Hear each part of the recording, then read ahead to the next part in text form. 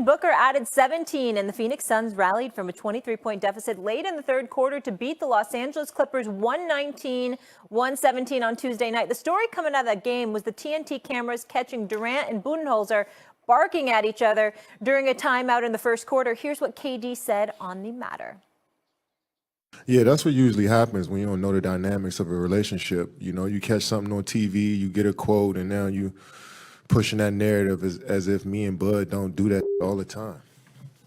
We competitive as two individuals who want to see things done the right way. And sometimes my way ain't the way that Bud want to do it, and vice versa. I wish they cut to that and slow-mo that when me and him come to a solution together and we smiling on the bench and we tapping each other on the chest and slapping hands hard. I wish they would post that on Instagram and Twitter and say, wow, this is leadership right here. But when we do that other that gets attention. That's just the nature of the world we in. Okay, fair enough. The nature of the beast. Stephen A., your reaction to Katie's comments and what transpired during the game? He's 1,000% right in terms of what he said. It is the way of the world. Duh. And, you know, what's the deal? In any profession, in any walk of life, there are differences. If you're participating occupationally on camera, the camera's going to catch that. When you smile and make up, the camera's going to catch that too.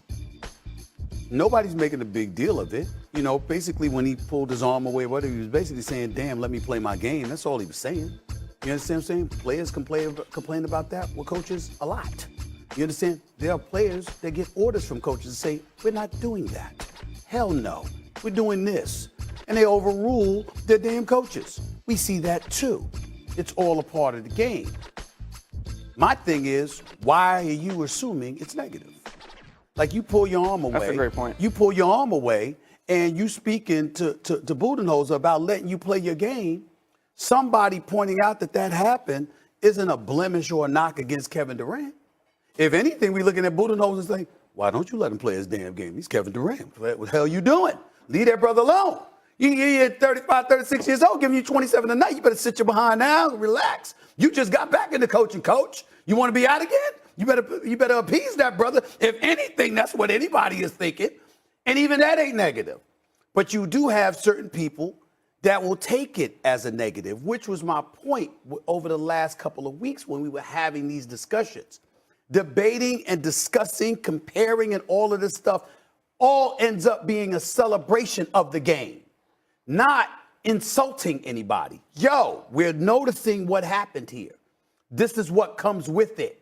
And in any walk of life, in any profession, disagreements happen. So what? People going to talk about it. So what? It's no big deal. Yeah. At the end of the day. Yeah, I'm with you. And I think if this happened in a traditional workplace, 9-to-5 office, okay, fine. Wouldn't see it. But I do think we got to remember this is sport. This is physical. This is emotional. And I will say that for me, my experience, some of the best teams that I've been on, it was volatile might be aggressive, but there's tension there. There's healthy tension. Now, I'm not going to say that the Phoenix Suns season has been perfect, Wendy, as I'm sure you know, but this is getting blown out of proportion for no reason.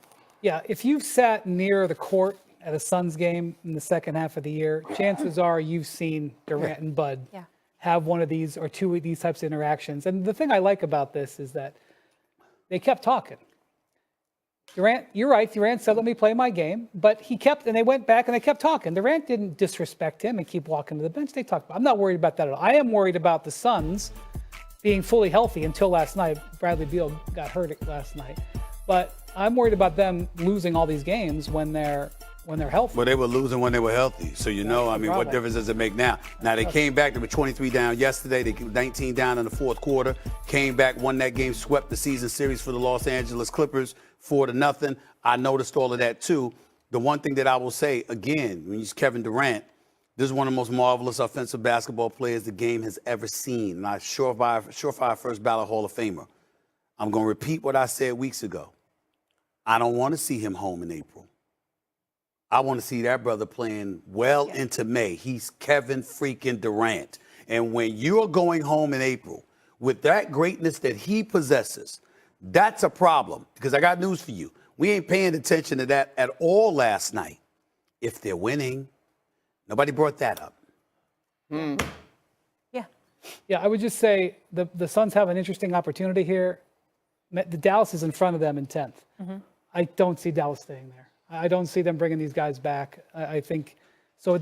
You're right. You're with me. You don't think they should break Anthony Davis back, right? Hell I no. think Anthony Davis should sit out the rest of the year. Hell no. Why bother? No. And Why bother? not Derek I get Lively it. and not Daniel Well, Gafford. so that was my thing. I was like, I'm Play- calling the whole thing. I'm sorry to say, you play for the draft pick. It's Yeah, kind you're of a saying no-brainer. since the ACL tear. Yeah. So Phoenix can go up and get, they were on the way out.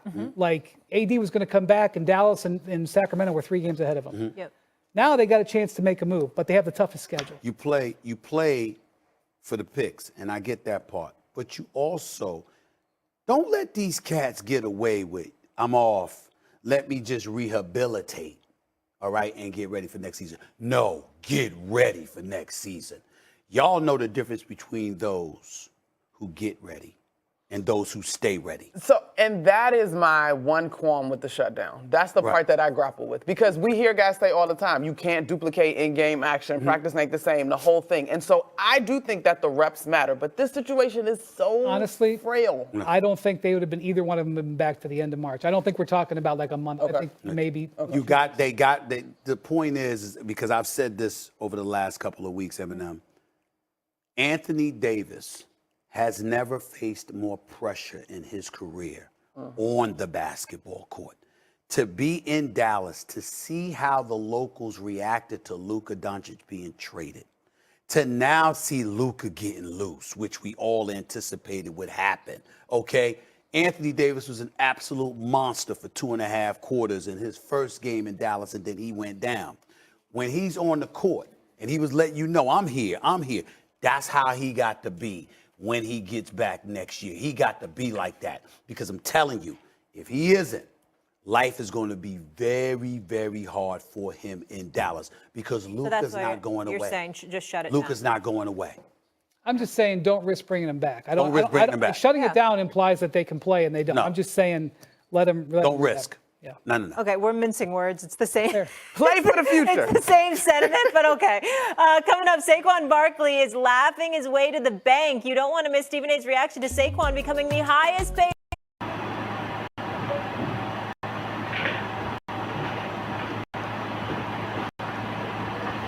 Xin chào các bạn, mọi người đã quay trở lại với kênh của mình. Ngày hôm nay mình sẽ tiếp tục hướng dẫn các bạn làm vòng, và hôm nay của mình sẽ có tiêu đề là sơ sát.